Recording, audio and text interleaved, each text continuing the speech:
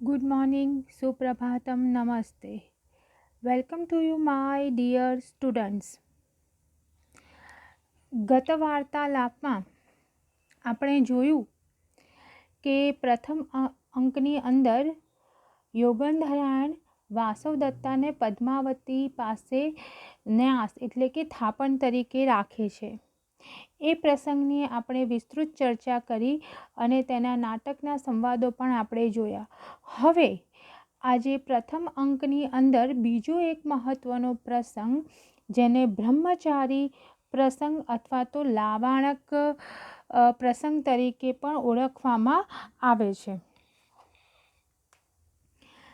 તો આ પ્રસંગનો આપણે કથાસાર આજે આપણે જોઈએ. તો છેલ્લે આપણે જોયું કે યોગંધરાયણ તકનો લાભ લઈ અને પોતાની બહેન વાસવદત્તાની ઓળખ આપે છે અને કહે છે કે આનો પતિ પરદેશ ગયો છે, એટલે પ્રોષિત ભરતુકા છે, તો આપની પાસે આપ થાપણ તરીકે રાખો.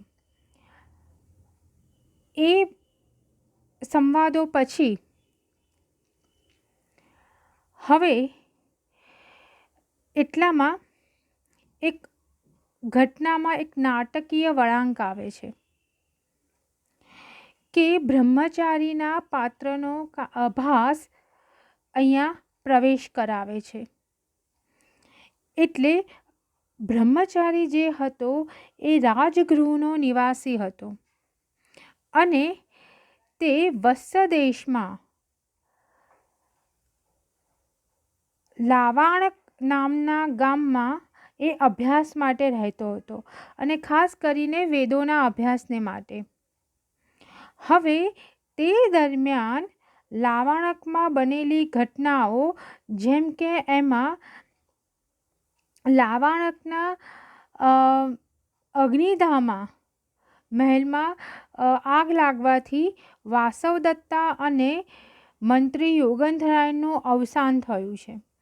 હવે અહીંયા તમે જુઓ મૂળમાં કે વાસવદત્તા અને યોગંધરાયણ તો જીવિત છે, પણ એ લોકોએ યોજના માટે મહેલમાં આગ લગાડી થોડા ઘરેણાની નિશાની કે ખરેખર ખાતરી ઉદયનને થાય કે વાસવદત્તા મૃત્યુ પામી છે, એટલે નિશાની તરીકે ઘરેણાઓ પણ ત્યાં ફેંકી દે છે, જેથી કરીને સાબિત થઈ જાય અને આ લોકો આ બાજુ આવે છે.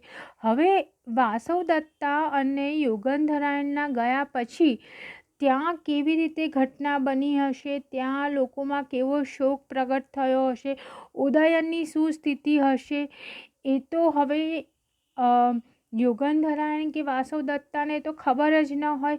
એટલે અહીંયા આ બ્રહ્મચારીના માધ્યમથી આ લોકોને ખબર પડે છે. તો જુઓ, વાસવદત્તા અને મંત્રી યોગંધરાયણનું કહેવાતું અવસાન, વત્સરાજ ઉદયનનો અપાર શોક, કારણ કે એ વાસવદત્તાને ચાહતો હતો ને એટલી બધી ચાહતમાં એને પોતાના રાજ્ય તરફ ધ્યાન ન આપ્યું અને એના પરિણામે આરુણી નામના શત્રુએ રાજ્ય પડાવી લીધું. એટલે અતિશય શોકના કારણે તે આગમાં કૂદી પડવા જતો હતો, પણ રૂમ્રવાણ અને બીજા મંત્રીઓએ એને બચાવી લીધો. હવે આ બ્રહ્મચારી છે એ ત્યાં રહીને અભ્યાસ કરે છે અને હવે એનું નિવેદન ત્યાં શું કેવી રીતે ઘટના બની છે એનું લાગણીપૂર્વક અને નાટ્યાત્મક વક્રોતિથી સભર વર્ણન કહે છે. બીજી બાજુ ભાસની એવી કલમ છે કે જેમના મૃત્યુની ચર્ચા કરવામાં આવી રહી છે તે ખરેખર આ બ્રહ્મચારીની સામે ઊભા છે અને આ શ્રોતામાં એ બંને જણા હાજર છે ને એ બંને જણા પોતાના મૃત્યુના સમાચારે લોકોના માનસ પર સી અસર ઉત્પન્ન કરી છે તે અસરકારક અને રસપ્રદ બની છે. હવે યોગંધરાયણ ધીરે ધીરે સાવચેતીપૂર્વક પોતે જે યોજના ઘડી છે અને આ યોજનાની સિદ્ધિ માટે એ બ્રહ્મચારી પાસેથી પોતાના ગયા પછી ત્યાં શું બનાવ બની, શું અસર થઈ, એ બધું હવે ધીરે ધીરે કઢાવે છે. જે મહાકવિ ભાસની આ દ્રશ્ય આયોજન એટલું બધું વિવેકપૂર્ણ રીતે કરેલું છે. હવે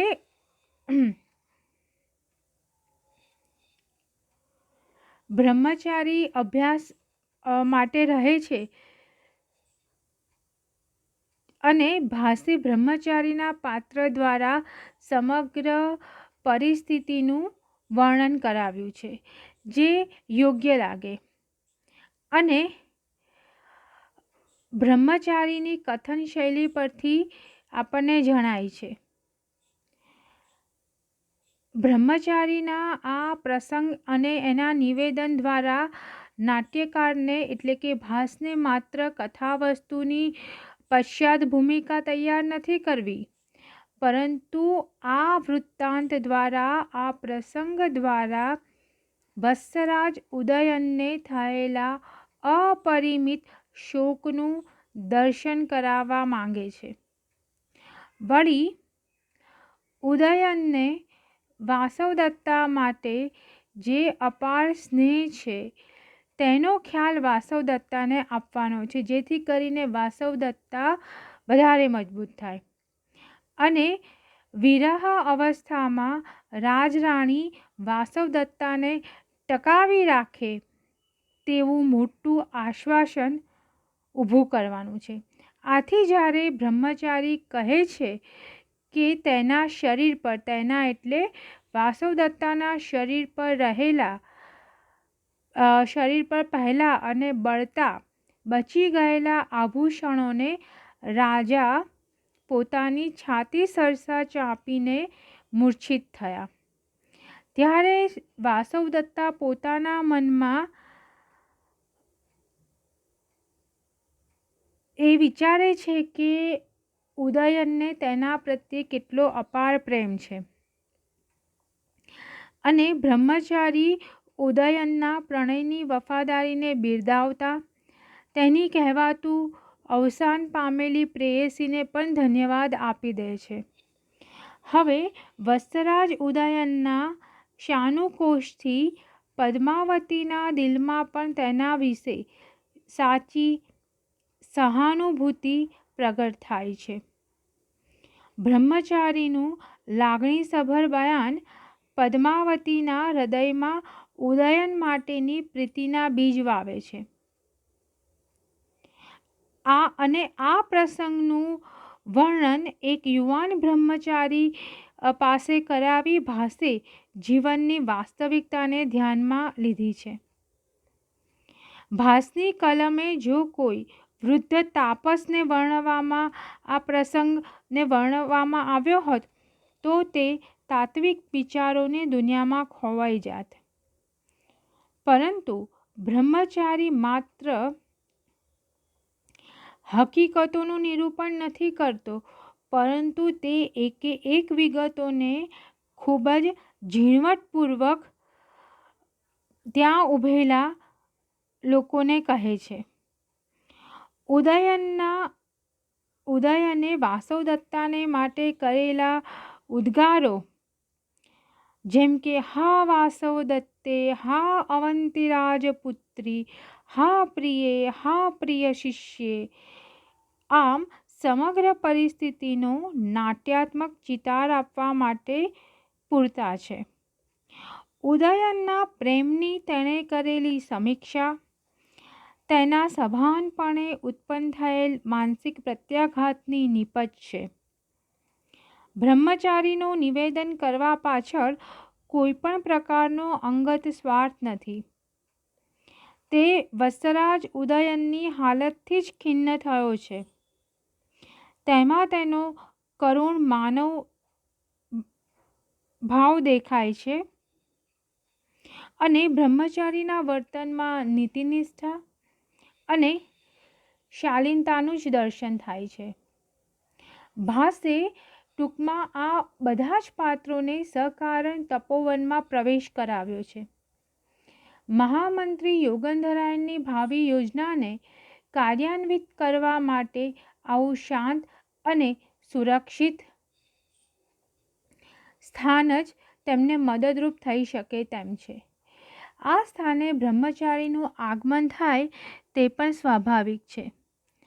પદ્માવતી પણ રાજમાતાની મુલાકાત લઈ પાછા વળતા આ સ્થાને આવી પહોંચે છે. ભાસે સમગ્ર પરિસ્થિતિનું નિરૂપણ અને વિકાસ સાહજિક રીતે આપ્યા છે. બ્રહ્મચારીના વૃત્તાંત દરમિયાન ભાસે વાસવદત્તાની સ્વગોક્તિઓ દ્વારા તેની મનોદશાનો પરિચય કરાવ્યો છે. યોગેન્દ્રરાય પર તેને પૂર્ણ વિશ્વાસ છે. આથી જ તો તે આ યોજનામાં ભાગીદાર બની છે. પરંતુ દરેક પળે તે માનવ સુલભ રીતે પોતાના અંતરનું અવલોકન કરે છે. રૂમણાવાને રાજાને સ્વસ્થ કર્યાનું જાણ્યા પછી તે વિશેષ નિરાંત અનુભવે છે. તેની ફરજ અને કર્તવ્ય નિશ્ચિત હોવા છતાં ભાવોનું એનું દ્વંદ્વ યુદ્ધ ડગમગાવી દે છે. આ અંકમાં ભાસે પાત્રોને સામાન્ય માનવીના સ્વરૂપે રજૂ કરી અને તેના વિષાદને અને ખાસ કરીને વાસવદત્તાના વિષાદને વાચા આપી છે. આ અંકથી એવું પણ સાબિત થાય છે કે અંતભાગમાં ભાસ ખૂબ જ યોગ્ય રીતે અંત કરશે અને વાસવદત્તા પણ જલ્દીથી પતિ મેળવશે. તો હવે પછીના વ્યાખ્યાનમાં આપણે બ્રહ્મચારી પ્રસંગના સંવાદોની ચર્ચા કરીશું. આપ સૌને શુભેચ્છાઓ. Stay home, stay safe and take care. Thank you.